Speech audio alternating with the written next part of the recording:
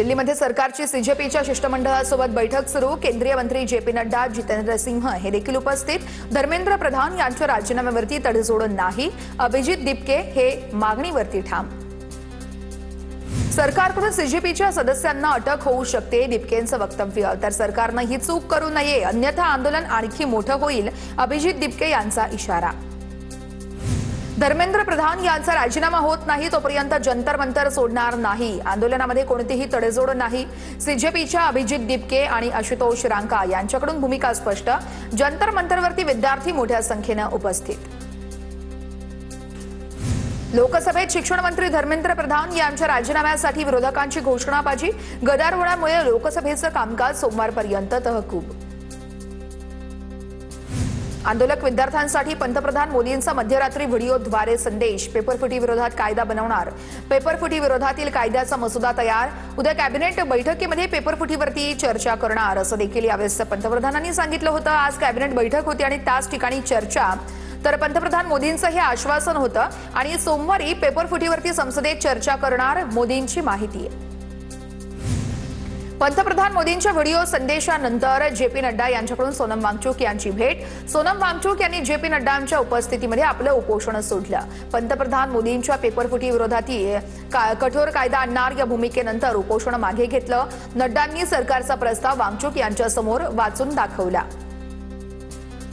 सरकारने पावलं उचलली यासाठी सरकारचे धन्यवाद। शांततापूर्ण आंदोलन करणाऱ्या विद्यार्थ्यांनी शांततेमध्ये आंदोलन सुरू ठेवावं। विद्यार्थी आंदोलनाचा चुकीच्या लोकांना फायदा उचलू द्यायचा नाही। उपोषण सोडल्यानंतर सोनम वांगचुक यांची प्रतिक्रिया।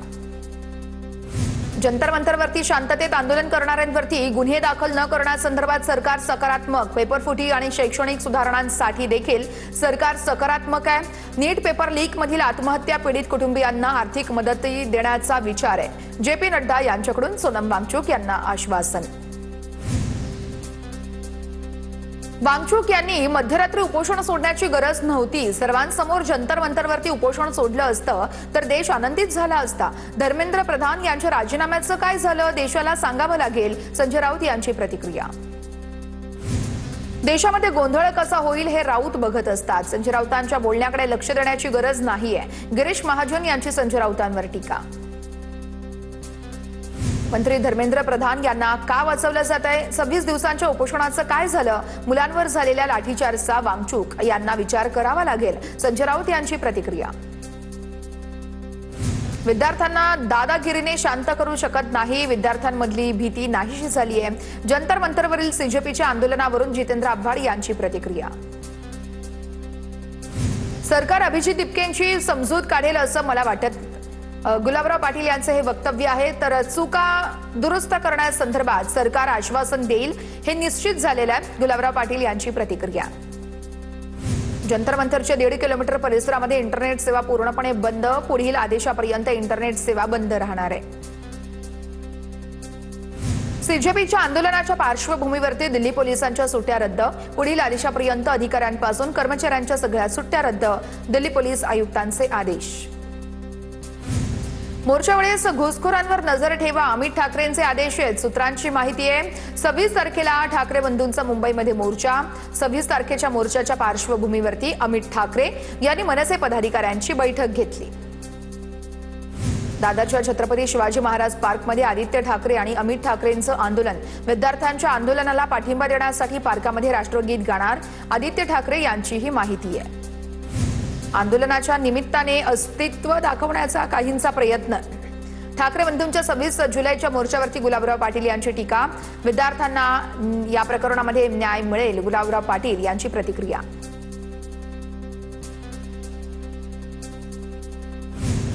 संजय राऊत यांनी राज ठाकरेंची भेट घेतली। राऊतांकडून शिवतीर्थ या निवासस्थानी जाऊन राज ठाकरेंची भेट। रविवारी होणाऱ्या मोर्चाच्या पार्श्वभूमीवरती ही भेट अतिशय महत्त्वाची।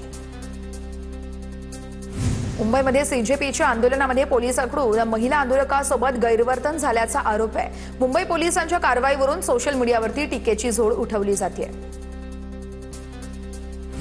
पोलीस हवालदार तरुणाला पकडण्यासाठी गेले तेव्हा मुलगी मध्ये आली। हवालदार बल्लाळ निळा शर्टमधील तरुणाला ताब्यात घेण्यासाठी गेले असता हा संपूर्ण प्रकार घडलाय। मुंबईतील आंदोलनाचा व्हिडिओ मोठ्या प्रमाणात व्हायरल झाल्यानंतर पोलिसांचं हे स्पष्टीकरण समोर आलेलं आहे। जंतर मंतरवरील लाठीचार्जच्या निषेधार्थ चेंबूरमध्ये मोर्चा, PL लोखंडे मार्गावरती झालेल्या मोर्चामध्ये मोठ्या प्रमाणामध्ये विद्यार्थी आणि पालकांचा देखील सहभाग. CJPच्या समर्थनार्थ छत्रपती संभाजीनगरमध्ये आंदोलन, क्रांती चौकात विद्यार्थ्यांचं आंदोलन, धर्मेंद्र प्रधान यांच्या राजीनाम्याची मागणी. महाराष्ट्रामध्ये पुढील 3 ते 4 दिवस मान्सून सक्रिय राहणार. पुणे घाटमाथ्यावरती अतिमुसळधार पावसाचा अंदाज आहे. हवामान विभागाकडून पुण्यासाठी रेड अलर्ट तर कोकण, सातारा आणि नाशिक घाटमाथ्यासाठी ऑरेंज अलर्ट देण्यात आलेला आहे. मुंबईतील 10% पाणी कपात मागे घेण्याची शक्यता कमी आहे. मुंबईतील धरणांमध्ये 70% पाणी साठा आहे. मात्र ऑगस्ट आणि सप्टेंबरमध्ये पावसाचा परिणाम अनिश्चित असल्यानं पाणी कपात मागे घेण्याची शक्यता नाही आहे. पालिका अधिकाऱ्यांची ही माहिती आहे.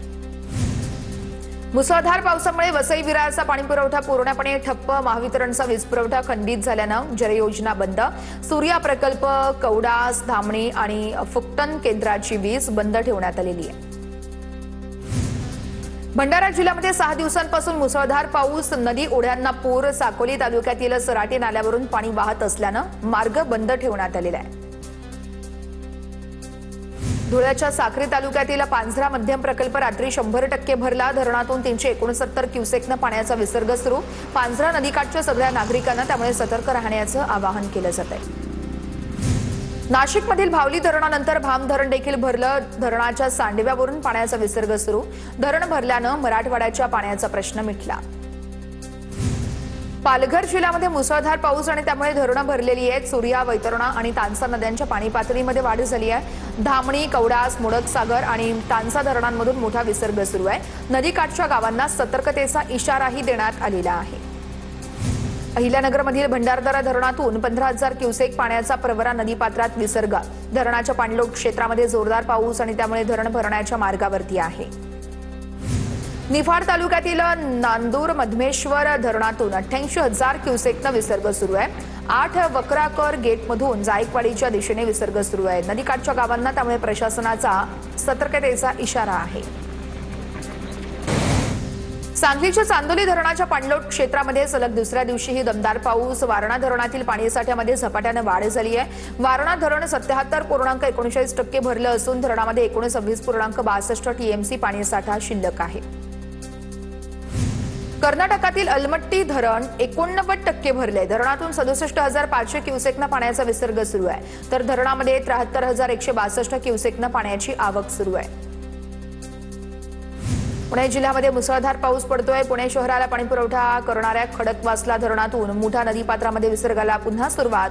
मुठा नदीपात्रामध्ये 4,708 क्युसेक पाण्याचा विसर्ग सुरू आहे.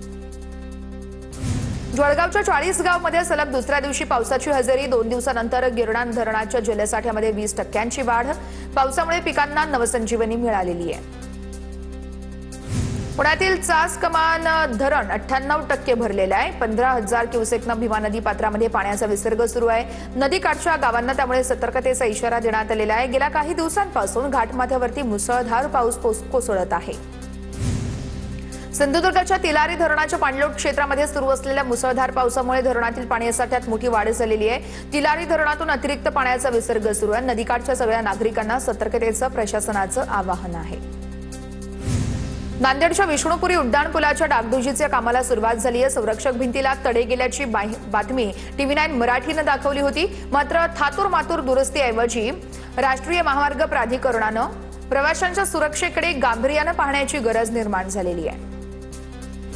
रायगडच्या वरवणे गावात मुसळधार पावसामुळे डोंगराचा भाग खचून भूस्खलन झालं. शेती आणि घरांना मोठा धोका निर्माण झाला. त्यामुळे ग्रामस्थांमध्ये भीतीचं वातावरण आहे. प्रशासनानं तातडीच्या उपाययोजना करण्याची ग्रामस्थांची मागणी आहे. पालघरमध्ये मुसळधार पाऊस पडतोय. त्यामुळे जनजीवन विस्कळीत झालंय. डहाणू, बोईसर परिसरातील अनेक घरांमध्ये पाणी शिरल्यानं नुकसान. साये गावातील कॉलनी पाड्यामध्ये काल सूर्या नदीचं पाणी शिरलं होतं. नंदुरबार जिल्ह्यामध्ये रिमझिम पावसामुळे 40,000 हेक्टरवरील पिकांना जीवनदान. पावसाच्या हजेरीमुळे दुबार पेरणीचं संकट तुर्तास तरी टळलं. आषाढी वारीनिमित्त मंत्री गिरीश महाजन यांच्याकडून मंदिर परिसराचा आढावा. स्वतः बुलेट चालवत पंढरपूर येथील मंदिर परिसराची पाहणी. कुठेही वारकऱ्यांची गैरसोय होऊ नये यासाठी सरकारकडून खबरदारी. परळीतील संस्कार विद्यालयाकडून दिंडी सोहळ्याचं आयोजन. चिमुकल्यांची रंगली दिंडी. वारकऱ्यांच्या वेशभूषेमध्ये चिमुकले दिंडीमध्ये सहभागी. चिमुकल्यांकडून विठ्ठल रखुमाईच्या नामाचा गजर देखील करण्यात आलेला आहे.